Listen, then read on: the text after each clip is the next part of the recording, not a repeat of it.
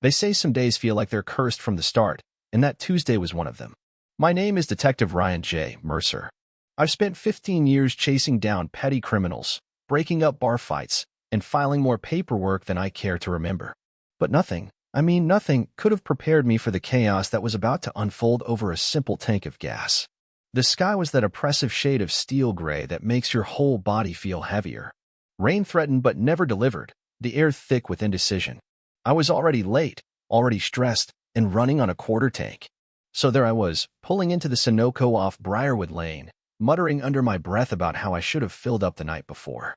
I pulled into the first available pump, slid my department-issued card into the reader, and started fueling up my battered, undercover Ford Fusion. It's no one's dream car, but it blends into traffic like a ghost, exactly what a detective needs.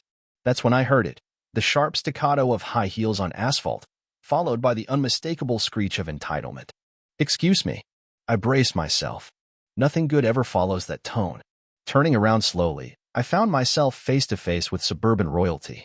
She was the living embodiment of every Karen meme, manicured to the edge of absurdity, platinum blonde bob, massive sunglasses reflecting the gloomy sky, and an attitude that could sour fresh milk.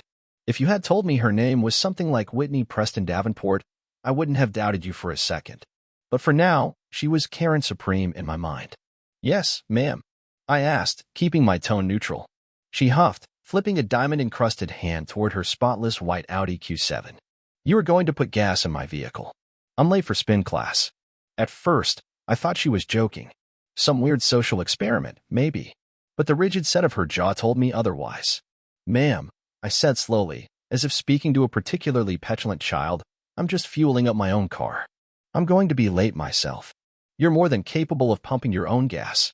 She recoiled as if I'd suggested she clean the public restroom. Do you have any idea who I am? She snapped.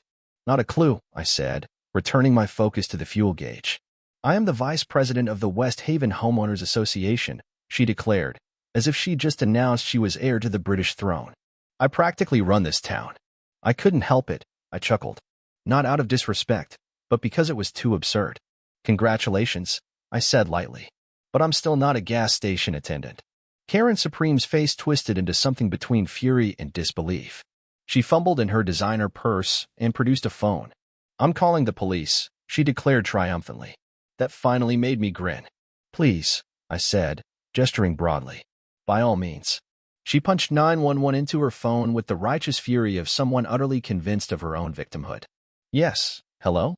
I'm at the Sunoco on Briarwood Lane, she said, her voice dripping with fake terror. There's a threatening man here. He's refusing to assist a woman in distress. She lowered her voice. Black. Yes, black. I sighed, rubbing my temples. So it was going to be that kind of day. As she continued painting herself the damsel in distress, I finished fueling up, hung the nozzle back on the pump, and made my way into the store to grab a black coffee, my only salvation some mornings. When I emerged, coffee in hand, she was still there, frantically pacing in front of her Audi, phone pressed to her ear. He's leaving, she cried into the phone. You need to arrest him immediately. I waved cheerfully as I passed by. Stay safe, ma'am. Stay hydrated, I called out. She gawked at me like a fish freshly yanked from water. Sliding back into my Fusion, I pulled away and headed, where else? To the police station, still chuckling. Once there, I made a beeline for Captain Marla Grant's office. A veteran of 25 years, Captain Grant had the kind of no-nonsense attitude that made grown men rethink their life choices. Morning, Cap, I said, knocking on the doorframe. She barely looked up. What now, Mercer? I gave her a condensed version of the Karen saga. Captain Grant snorted. Sounds like another entitled princess. I'll send Officer Jimenez over there to check it out. You, paperwork. Now. Yes, ma'am, I said smartly.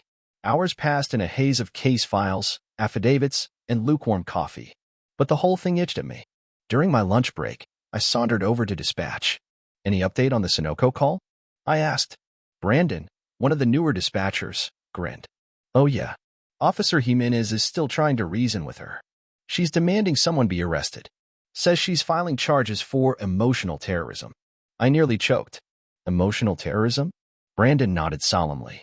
And she's refusing to leave until someone is in cuffs. I rubbed my hands together. Patch me through to Jimenez. You sure? Oh, I'm sure.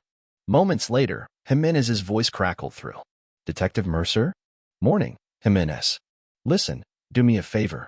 Ask her for a detailed description of the suspect. A few beats later, he returned. Yeah.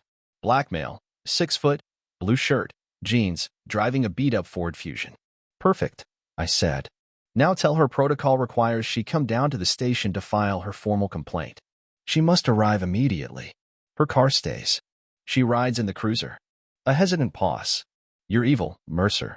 Thank you, I said sweetly. An hour later, Brandon poked his head into my cubicle. Showtime. I sauntered toward the waiting area. There she was, Karen Supreme. Arms crossed, foot tapping a furious rhythm. She looked at the dingy vinyl chairs like they might infect her. I straightened my jacket, donned my best official face, and approached. Good afternoon, ma'am. Detective Mercer. I understand you're here to file a complaint. Recognition dawned on her face. You, she shrieked. Me, I confirmed cheerfully. She looked around, floundering. This is an outrage. Ma'am, I said, voice clipped, filing a false police report is a crime, punishable by fine and potentially jail time. Her face drained of color. But I felt threatened. Threatened by a man putting gas in his own car? I leaned in. You have 2 choices. We can file formal charges against you, or you can write a full apology and promise never to misuse emergency services again. Silence. Then, like a collapsing souffle, she wilted. I'll write the apology. I handed her a clipboard. Her apology was, frankly, pathetic, a mewling whimper of, I'm sorry if you misunderstood me, and I was under a lot of stress. But it would do. You're free to go, I said, standing. She fled the building like it was on fire, her designer heels clacking out a staccato beat of humiliation. The kicker? 3 days later, she filed a formal complaint against the department for emotional damage. Captain Grant framed it and hung it on the break room wall under a sign that read, The Real MVP. And that, my friends, is how a simple trip to the gas station became one of the most satisfying cases of my career. The moral? Always know who you're dealing with.